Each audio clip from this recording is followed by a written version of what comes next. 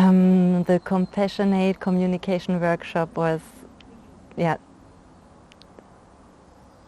really amazing. It really changed my life, I would say, because I wanted to do it because I felt such a lack of clarity in my communication. I felt always it was not really clear in a private and as well in a professional way. And what I learned during this beautiful workshop with Luna was to be really connected with my heart, connected with my needs, and that it's as well okay to say, for example, no to other people's and yes to myself.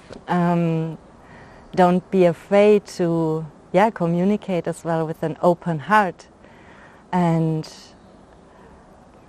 don't be scared. And it was so amazing because I felt that I learned so much about myself, about my needs and about my emotions, and that there's always a need behind this emotion and what does it mean. So it really shifted my communication, and it's so beautiful now to have this tool to talk with an open heart. And I really could recommend this workshop, and I would like to do it again and again, and I think really everybody has or needs to do that, because in my opinion it would really change the world, and to spread more love or to communicate with more love and